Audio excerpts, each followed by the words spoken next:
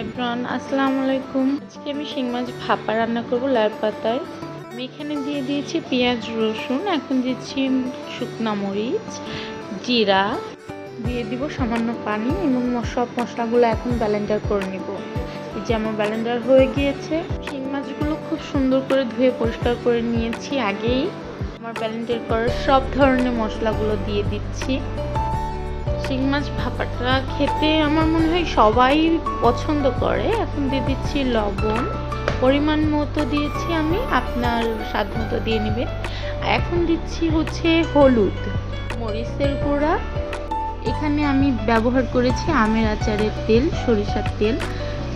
আমি আরেকটা জিনিস দিয়েছিলাম, সেটা হচ্ছে সয়াবিন তেল সামান্য দিয়ে আমি মাখিয়ে নিচ্ছি। ওইটার শটটা নিতে আমি ভুলে গিয়েছিলাম, এই জন্য দেখাতে পারলাম না। পাতাগুলো এই যে কড়াইয়ের মধ্যে একটা একটা করে পাতাগুলো এই যে কড়াইয়ের মধ্যে বিছিয়ে দিচ্ছি যাতে নিচে না লেগে যায়। একটা একটা করে এই যে পাতাগুলো বিছিয়ে দিলাম। এভাবে বিছিয়ে না দিলে কিন্তু মাছ পোড়া লেগে যাওয়ার সম্ভাবনা থাকবে। একটা রেডি করে এই যে রেখে দিয়েছি, আমি আর একটা করে দেখাচ্ছি কিভাবে করলাম।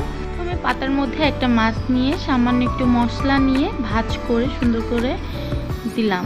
আরেকটা পাতা নিলাম যাতে মাছটা বেরিয়ে না পড়ে, মশলাগুলো যাতে একটু মাছের সাথে লেগে থাকে, এই জন্য এরকম করে দিয়ে দিলাম। আমি এই যে আরও কয়েকটা করে নিলাম, এভাবে আরও কয়েকটা করে নিয়ে যে আমি রেডি। এখন আমি আরও কয়েকটা পাতা উপরে দিয়ে দিলাম, ভিতরে দিয়ে এভাবে উপর দিয়ে পাতা দিয়ে দিলাম সামান্য লবণ যাতে উপরের শাকগুলো সেদ্ধ হয়ে যায়, সহজে নরম হয়ে যায়, এই জন্য লবণ দিয়ে দিলাম সামান্য পানি। এই পানিটা দিতেই হবে যাতে নিচে না লেগে যায়।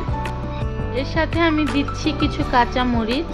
এই মরিচটা দিয়ে আমি লাস্টে ভর্তা মাখাবো, পেঁয়াজ কুচি, এই মরিচগুলো আর সামান্য সরিষার তেল দিয়ে এভাবে মাখালে ভর্তাটা খুবই মজা লাগবে। এই তো আমি এখন ঢেকে দিব ভাপার জন্য যাতে শাকগুলো সুন্দর করে সেদ্ধ হয়ে যায়। আর মাঝে মধ্যে এভাবে নাড়া দিতেই হবে, নাড়া না দিলে কিন্তু নিচে লেগে যাবে।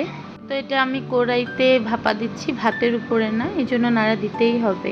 এই যে পানিগুলা দেখছেন, আমি কিন্তু এত পানি দেইনি, সব শাক থেকে বের হয়েছে। আমি এত লং করিনি ভিডিওটা, এই জন্য দেখাইনি। আমি কিন্তু এটা ঢেকে ঢেকে সেদ্ধ করছি, মাঝে মধ্যে উঠাচ্ছি। এই তো আমি দেখে নিলাম পাতাটা সেদ্ধ হয়েছে কিনা, না হয়নি এখনো। আমার রান্নাও এখন এই যে প্রায় হয়ে এসেছে, দেখতে পাচ্ছেন পানি অনেকটাই কমে গেছে আর নিচে লেগে যাচ্ছে। আমি হালকা হালকা করে নেড়ে দিচ্ছি যাতে মাছগুলো না ভেঙে যায়। এই তো আমার শাক সেদ্ধ হয়ে গেছে, পানিও এই যে কমে এসেছে। আমি এত লং করলাম না ভিডিও, এই জন্য এই যে নামিয়ে ফেলেছি। দেখুন আমার শাকটা খুবই সুন্দর সেদ্ধ হয়ে গিয়েছে এবং মাছটাও কিন্তু সেদ্ধ হয়ে গেছে। আর মাছের সাথে যথেষ্ট মশলা আছে।